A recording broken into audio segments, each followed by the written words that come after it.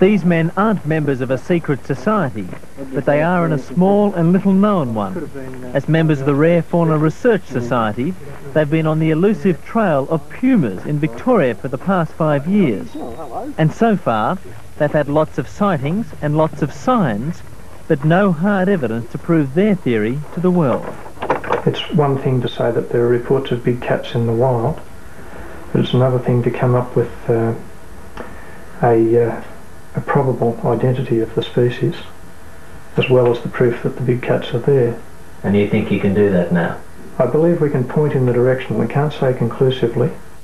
There have been reports of big cats in Australia as far back as the last century, but a number are believed to have been brought in by American soldiers during the Second World War and then released here.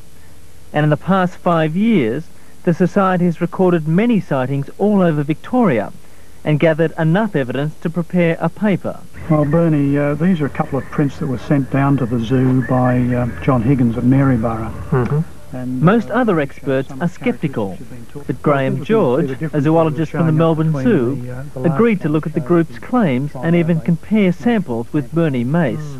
But the group also wanted to test their plaster of Paris moulds of footprints on Mr. George. Yeah. This one here is a typical enigmatic print that quite a number of people have looked at and written off as a dog's print. Now, it's not a wonderfully clear print, but it was in deep mud, and when it's turned that way onto the camera, it's fairly obvious that the animal has had a very long claw, which we believe is an extended retractile claw. What sort of print does that look like to you, Graham? Well, it's certainly got cat characteristics. People say that you don't see claw marks in a cat print, but I've certainly seen prints like that, and in soft ground it would appear that the cats do actually extend the claws to get better grip. But if it's not a dog, then perhaps it's a big feral cat. The Society has an answer for that as well. What we've got is a very large feral cat skin, and it's probably as big a feral cat skin as you're going to find. Now, the general explanation that's put up for reported sightings of big cats is that people have seen feral cats in the bush. Well, if this is a feral cat, which probably stands no more than about 12 inches off the ground, about that high, then it certainly doesn't explain the reports that we've got of talking about animals that stand probably that high in relation to the feral cat. Something about 6 foot long in the body. This is certainly not 6 foot long in the body. So feral cats, they can't be. Bernie Mace also refutes the feral cat theory with this large print. And you have to sort of use your imagination to imagine what sort of a dog would fit into that foot structure. Now, if that is a cat, there is a footprint of a typical feral cat, or a fairly large feral cat, for that matter. It's tiny in comparison, yes. isn't it? In fact, you know, the whole cast, including its surround, goes over the plantar pad of the other print. Now, could that be anything besides a big cat?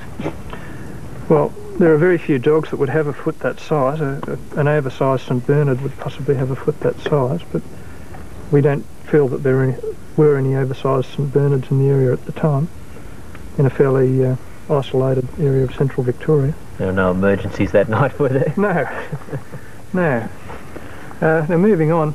Indeed we will, because tracking pumas is a deadly serious business.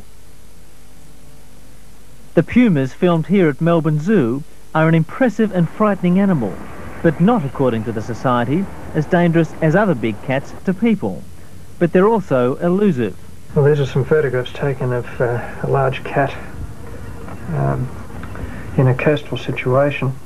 The Society's photographs are titillating, but still not conclusive. This big cat was snapped on the Victorian coast, and the Society says has many of the attributes of a puma.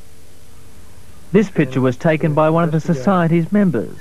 When you look at the really large image, you can see that it's got quite thick front legs, which is a point of differentiation between a large feral cat and one of the great cats, such as a puma. The fact that the animal's got upright, pricked and pointy ears means that if it is a large cat, it certainly can't be a leopard. The leopard's got small, rounded ears. It's a black animal. The numerous sightings of black pumas is one of the most intriguing aspects of this story. It's most unusual. There are reports of black pumas from South America and a few reports from the eastern United States. But as far as we know, there's nothing verified in the States. But in fact, black pigmentation can be a result of inbreeding or very close breeding from a small population base. Graham George is not totally convinced by the evidence, but he is impressed by the story so far. It's not conclusive yet. I mean, the evidence is good, but until we have perhaps a whole animal or an identifiable part of an animal, Bernie's had trouble with hair samples, but if some way can be found of using the hair for diagnostic purposes, or some other a skeleton or skin or live animal, then we'll know for sure. Richard McGregor reporting. If you've seen a puma or something like it, ring Bernie Mace on 718 2431.